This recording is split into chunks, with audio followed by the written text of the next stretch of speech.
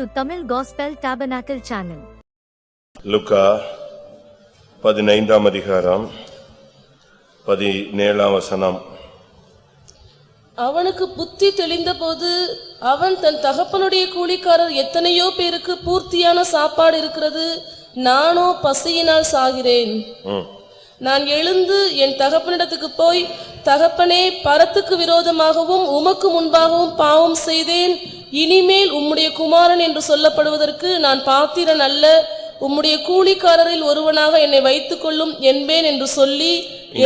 இங்கே நாம் பார்க்கும் பொழுது ஒரு தனி மனிதனுடைய தோல்விகளிலிருந்து அவனுக்கு புத்தி தெளிகிறதாக வேதம் சுட்டி காட்டுகிறது. அவன் ஒரு வாலிபன், தன்னுடைய இஷ்டப்படி வாழ்ந்த ஒரு மனுஷன். நமக்கு எல்லாருக்கும் தெரிந்ததான ஒரு வேத பகுதி, நமக்கு எல்லாருக்கும் இந்த சப்ஜெக்ட் தெரியும். ஆனா அதே நேரத்தில் அவனுடைய புத்தி தெளிந்ததுதான் அந்த சம்பவத்தினுடைய முக்கியமான பகுதி. புத்தி தெளிய வேண்டிய நேரம் இதுதான். புத்தி தெளியும் பொழுது ஒரு மனிதனுக்குள் 2 சம்பவம் நடக்கணும். ஒன்று தீர்மானம், இரண்டாவது செயல்படுதல். இன்னைக்கு நம்மில் அநேகர் புத்தி தெளியும் பொழுது தீர்மானம் எடுப்போம், ஆனா சூழ்நிலைகளில் நாம் அதை செயல்படுத்த மாட்டோம். அதுதான் நிர்பந்தமான நிலவரம். கர்த்தர் எல்லாருக்கும் ஒரு உணர்வை கொடுக்கிறார், ஆலோசனை கொடுக்கிறார், புத்தியை கொடுக்கிறார். அவனுக்கு திரும்புறதுக்கு அவனுக்கு பலவிதமான சூழ்நிலைகளை அனுகூலமாக்கி தருகிறார். வசனத்தின் மூலமாயோ, இல்லாவிட்டால் அபிஷேகத்தின் மூலமாயோ, இல்லாவிட்டால் ஏதோ ஒரு தூதின் மூலமாயோ, இல்லாவிட்டால் வேதத்தை வாசிக்கும் பொழுதோ, ஏதாவது ஒரு விதத்தில் கர்த்தர் அவனுக்கு புத்தியை தெளிவிக்கிறதுக்காக கர்த்தர் கிரியை செய்கிறார். இங்கே அவனுக்கு புத்தி தெளிந்த போது அவன் சொல்றான், நான் போய் எங்க அப்பாட்ட இப்படிலாம் சொல்லுவேன் அப்படின்னு ஒரு தீர்மானம் எடுத்துக்கிட்டான். என்னை உம்முடைய கூலிக்காரரில் ஒருவனாக வைத்துக் கொள்ளும் என்று சொல்வேன் என்பேன் அப்படின்னு ஒரு தீர்மானம் எடுத்தான். ஆனா தீர்மானம் எடுக்கிறது ரொம்ப சுலபம். இப்ப நீங்க ராபோஜன் எடுத்தாகணும், புது வருஷத்துக்குள்ள போயாகணும். அப்ப நம்ம என்ன செய்வோம்? நம்ம உடனே எதுக்குனாலும் ரெடிம்போம். ஆனா அதை செயல்படுத்துறதா ரொம்ப முக்கியம். பிரசங்கத்தை கேட்கறது ரொம்ப சுலபம், ஆனா அதை செயல்படுத்தணும், அது கொஞ்சம் கடினமானது. ஆனா இவனுடைய புத்தி தெளிந்த பொழுது இவன் முடிவு எடுத்தது மாத்திரமல்ல, அதை அப்படியே செயல்படுத்தினான். வாசியுங்கள் 21. குமாரன் தகப்பனை நோக்கி, தகப்பனே, பரத்துக்கு விரோதமாகவும் உமக்கு முன்பாகவும் பாவம் செய்தேன், இனிமேல் உம்முடைய குமாரன் என்று சொல்லப்படுவதற்கு நான் பாத்திரன் அல்ல என்று சொன்னான். அத மனசுல எடுத்தது மாத்திரமல்ல, தன் உள்ளத்துல சொன்ன மட்டுமல்ல, அப்படியே போய் செயல்படுத்திட்டான். அதான் ரொம்ப முக்கியம். இந்த சுத்திரிப்பு கூட்டங்கள் உங்களுக்கு ஒரு பிரயோஜனமாய் அமையணும்னு சொன்னா, நீங்க இந்த கூட்டங்கள்ல புத்தி தெளிகிறது மாத்திரமல்ல, புத்தி தெளிந்து அதை என்ன செய்யணும்? செயல்படுத்தணும். நம்ம பழகின விதம் தப்பு அப்படின்னு நீங்க உணர்றீங்க, ஓகே, நல்லது. ஆனா அந்த பழகினதை என்ன செய்யணும்? நிறுத்தணும். பாவம் செய்ய மாட்டேன் என்று சொல்லுவது நல்லது. பாவம் செய்யாம என்ன செய்யணும்? உங்களை நீங்க கட்டுப்படுத்தணும். மன்னிப்பு கேட்பேன் அப்படின்னு நீங்க முடிவு எடுக்கிறீங்க, கூட்டம் முடிஞ்ச உடனே நெஞ்சிடணும், சூடோட சூடா மன்னிப்பு கேட்டுறணும், ஒப்புரவாயிடணும். தமிழ்ல சொல்லுவான், ஆறுன கஞ்சி அது பழங்கஞ்சி தான். இன்னும் ஒரு 4 நாள் பார்க்கட்டும், இன்னும் புது வருஷத்துக்கு 2 நாள் இருக்கு, இன்னைக்கு போய் மன்னிப்பு கேட்டா அவங்க என்ன நினைப்பாங்க, 31ஆம் தேதி போய் கேட்கலாம், இப்படிலாம் இல்ல.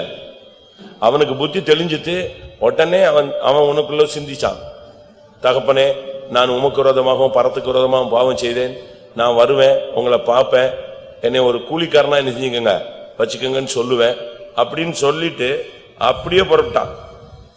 எழுந்து 20ஆம் வசனம், வைத்துக்கொள்ளும் என்பேன் என்று சொல்லி உடனே எங்க வந்துட்டான்? எழுந்து புறப்பட்டு அந்த இடத்துக்கு போயிட்டான். இதுதான் உண்மை.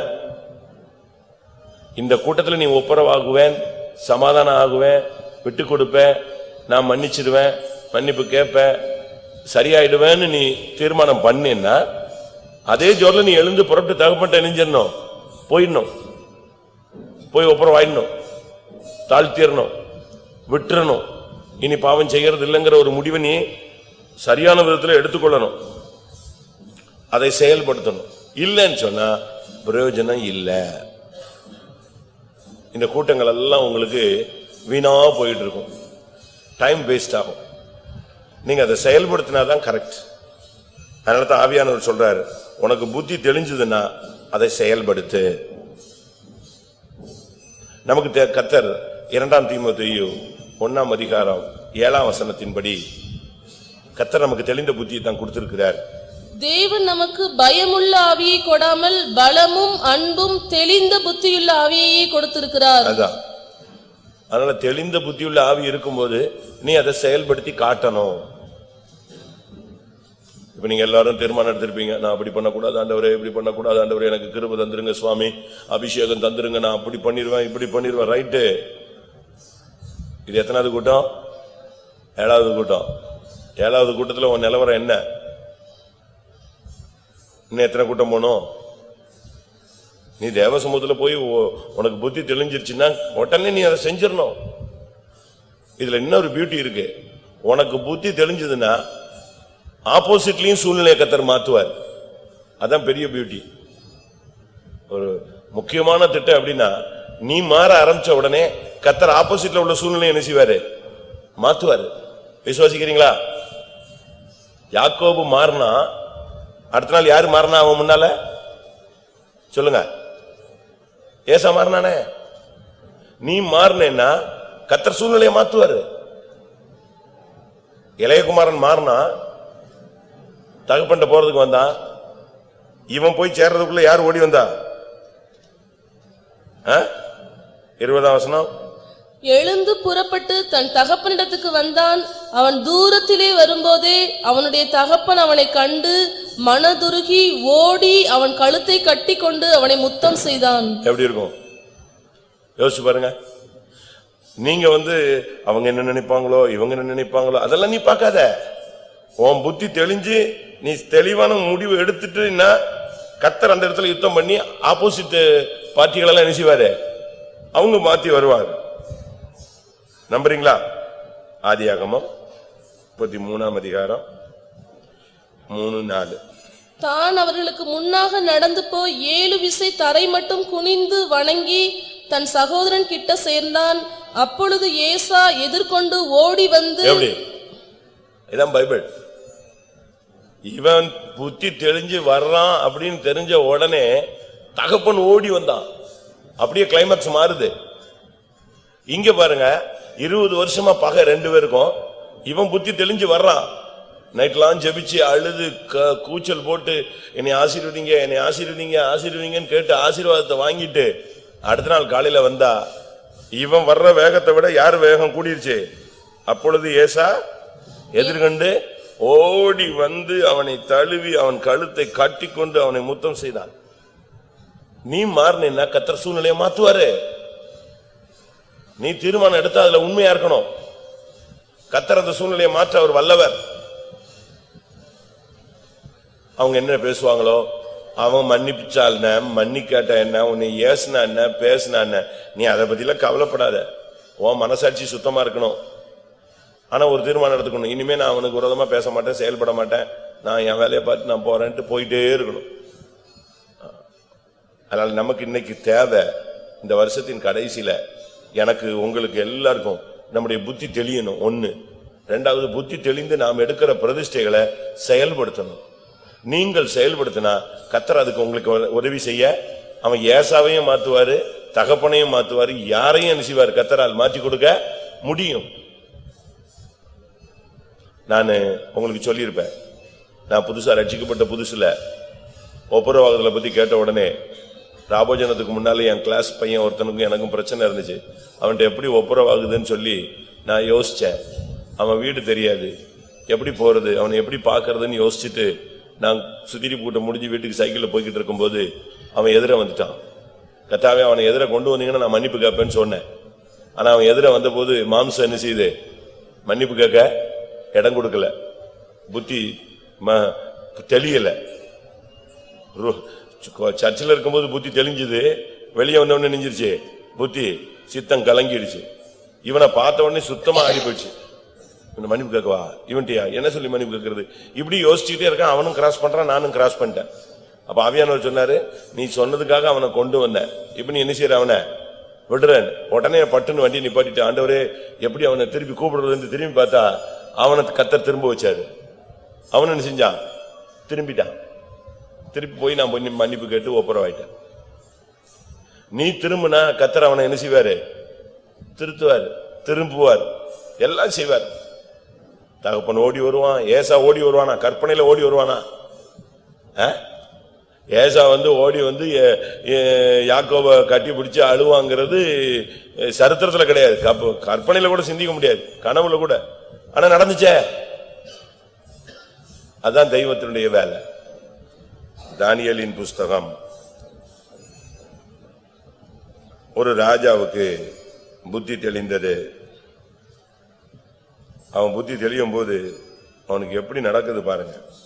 4:36. அவ்வேளையில் என் புத்தி எனக்கு திரும்பி வந்தது, என் ராஜ்யபாரத்தின் மேன்மைக்காக என் மகிமையும் என் முகக்கலையும் எனக்கு திரும்பி வந்தது. என் மந்திரிமாரும் என் பிரபுக்களும் என்னை தேடி வந்தார்கள். என் ராஜ்யத்திலே நான் ஸ்திரப்படுத்தப்பட்டேன், அதிக மகத்துவமும் எனக்கு கிடைத்தது. புத்தி திரும்பி வந்த உடனே எதெல்லாம் வந்துருச்சு? புத்தி தெளிஞ்சது, சித்தம் தெளிந்த உடனே எது வந்துருச்சு? என் ராஜ்யபாரம் வந்தது, என் மகிமை வந்தது, என் முகக்கலை வந்தது, என் மந்திரிமார் பிரபுக்கள் வந்தார்கள், என் ராஜ்யத்தில் நான் ஸ்திரப்படுத்தப்பட்டேன், அதிக மகத்துவம் எனக்கு கிடைத்தது. நீ உன் புத்தியை மட்டும் மாத்தி பாரு, உன்னைய கர்த்தர் ஆசீர்வதிப்பார். தானியேல் 4:36. உன் புத்தி மட்டும் உனக்கு திரும்பி வரணும்.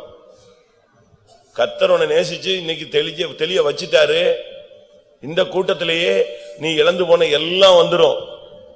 7 வருஷமா அதை இழந்திருந்தான். 7 வருஷங்கள். 34 தானியேல் 4:32. மனுஷனின் என்று தள்ளப்படுவாய், வெளியின் மிருகங்களோட சஞ்சரிப்பாய், மாடுகளைப் போல் புல்லை மேய்வாய். இப்படியே உன்னதமானவர் மனுஷனுடைய ராஜ்யத்தில் ஆளுகை செய்து தமக்கு சித்தமாய் இருக்கிறவனுக்கு அதை கொடுக்கிறார் என்பதை நீ அறிந்து கொள்ளு மட்டும் 7 காலங்கள் உன்மேல் கடந்து போகும் என்று உனக்கு சொல்லப்படுகிறது என்று விளக்குகிறது. 7 காலங்கள் அப்படின்னா என்னது? 7 வருஷம். 7 வருஷம் வைக்கோல் தின்னுட்டு இருந்தான். நகமெல்லாம் பெருசா வளர்ந்துருச்சு, முடியெல்லாம் பரட்ட மாதிரி ஆயிடுச்சு. வாசிங்க 33. அந்நேரமே இந்த வார்த்தை நேபுகாத் நேச்சாரிடத்தில் நிறைவேறிற்று. அவன் மனுஷரின்று தள்ளப்பட்டு மாடுகளைப் போல் புல்லை மேய்ந்தான். அவனுடைய தலைமயிர் கழுகுகளுடைய இறகுகளைப் போலவும் அவனுடைய நகங்கள் பட்சிகளுடைய நகங்களைப் போலவும் வளரும் மட்டும் அவன் சரீரம் ஆகாயத்து பனியிலே நனைந்தது. எப்படி இருக்கும் பாருங்க. உலக அதிசயங்களில் ஒன்றான தொங்கு தோட்டத்தை கட்டினவன். இன்னைக்கு உலக அதிசயத்துல ஒரு பேர்ல எதுவும் இருக்கு?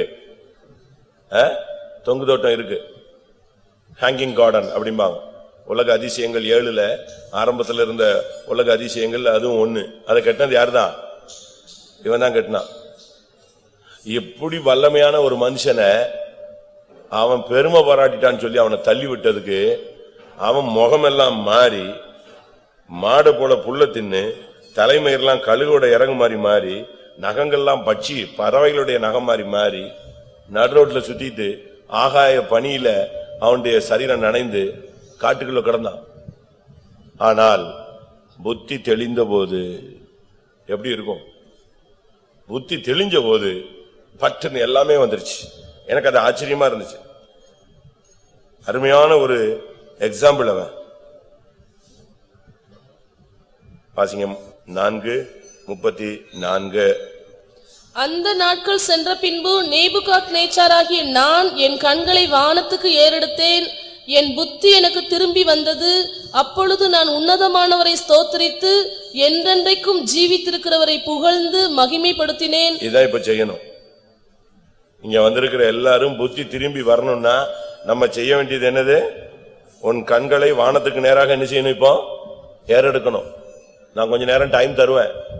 உங்கள் கண்களை வானத்துக்கு நேராக ஏறெடுங்கள். உன்னதமானவரை என்ன செய்யுங்க? ஸ்தோத்திரியுங்கள். என்றென்றைக்கும் ஜீவித்திருக்கிறவரை என்ன செய்யுங்க? புகழ்ந்து மகிமைப்படுத்துங்க. அப்போது என்ன வரும்? உனக்கு புத்தி திரும்பி வரும். நீ எதெல்லாம் இழந்து போனையோ, இழந்து போன எல்லாம் உனக்கு திரும்ப வரும். அப்படித்தான் பைபிள் சொல்லுது. இழந்து போன எல்லாம் வரும். ராஜ்யபாரம் வரும், மகிமை வரும், முகக்கலை வரும், புத்தி வரும். எல்லாரும் கொஞ்ச நேரம் டைம் கொடுக்கலாமா? கண்ணை மூடலாமா? கொஞ்ச நேரம், ஒரு 10 நிமிஷம். அதுக்கடுத்து அடுத்த ஸ்டெப்புக்கு நம்ம போலாம். ஒரு 10 நிமிஷம் எல்லாரும் கண்ணை மூடி, ஆண்டவரே என் புத்தி எனக்கு திரும்பி வரணுங்க தாவே, என் புத்தி எனக்கு தெளியணும் ஆண்டவரே, நான் இருந்த அந்த பரிசுத்த ஜீவியத்துக்கு என்னை திருப்பி கொண்டு வாரும், என்னுடைய அழைப்புக்கு திருப்பி கொண்டு வாரும், என்னுடைய ரட்சணியத்தின் சந்தோஷத்தை எனக்கு திரும்ப தாரும், அந்த ஆரம்பகால பிரதிஷ்டைக்கு என்னை கொண்டு வாரும். எல்லாரும் கண்களை மூடுவோம். ஆமென். சரியா நீங்க இந்த தேவ பிரசன்னத்தை உணரணும். சான்ஸை பயன்படுத்திக்கணும். கொஞ்ச நேரம் கிடைக்கும், அந்த நேரத்தை நீங்க நல்லா பயன்படுத்தி ஜெபத்தை முடிக்கும் போது உனக்குள்ளே அந்த முகக்கலை வந்துவிடும், உன்னுடைய மகிமை வந்துவிடும். கர்த்தர் உன் ராஜ்யபாரத்தை ஸ்திரப்படுத்துவார். அதிக மகத்துவம் உனக்கு கிடைக்கும். ஆதி நிலவரத்துக்கு நீ திரும்பி வருவாய். ஆதி ஜெபம் உனக்கு வரும், ஆதி பிரதிஷ்டைகள் வரும், ஆதி விசுவாசம் வரும், ஆதி பரிசுத்தம் வரும். ஆதியிலே கொண்டிருந்த அன்பு, தெய்வீக அன்பு உனக்குள்ள கரை புரண்டு ஓடும். எத்தனை பேர் விசுவாசிக்கிறீர்கள்?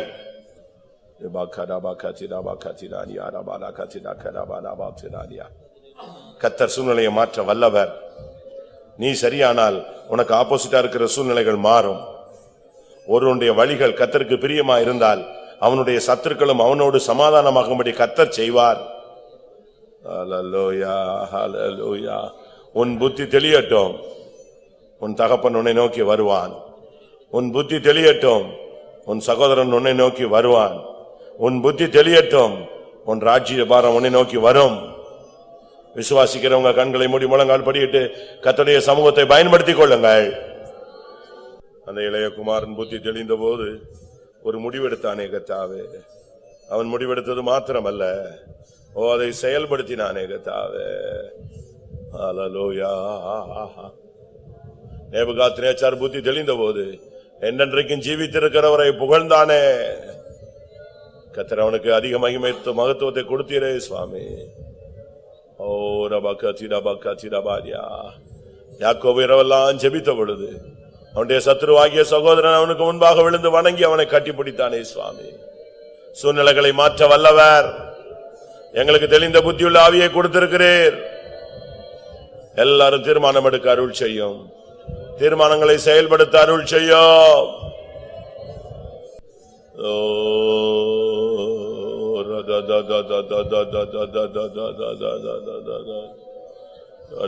எங்களுடைய ஜனங்கள், எங்களுடைய ஊழியர்கள், விசுவாசிகள் எல்லாருடையும் புத்தியும் தெளிவிக்க முடியாது ஜெபிக்கிற ஆண்டவரே.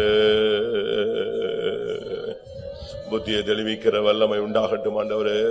கிருபையுள்ள தேவனே, இளைய குமாரனை மாற்றினவரே, அவன் தீர்மானம் எடுக்க உதவி செய்தவரே, அந்த தீர்மானத்தை செயல்படுத்த உதவி செய்தவரே. ஏசாவை யாக்கோபையும் ஒப்புரவாக்கினவரே. இந்த ஒப்புரவாக்குதலின் உபதேசம், இந்த ஒப்புரவாக்குதலின் ஊழியம் ஜனங்களுக்குள் நடைபெறணுமே. நேபுகாத்நேச்சாரை கர்த்தாவே நீர் தண்டித்தீர், தள்ளினீர். ஆனாலும் காலங்கள் நிறைவேறின பொழுது அவனுடைய புத்தியை திரும்ப கொடுத்து அவனுக்கு மகத்துவத்தை கொடுத்தீர், முகக்கலையை கொடுத்தீர், சுகத்தை கொடுத்தீர், ஆரோக்கியத்தை கொடுத்தீர், விடுதலையை கொடுத்தீர், ராஜ்யபாரத்தை கொடுத்தீரே. இன்றைக்கு தெளிந்த புத்தியுள்ள பிள்ளைகளாய் கடந்து வருகிற ஒவ்வொருவருக்கு இழந்து போன சகல நன்மைகளையும் திரும்ப நிறைவாய் நீர் கட்டளையிட வல்லவர்.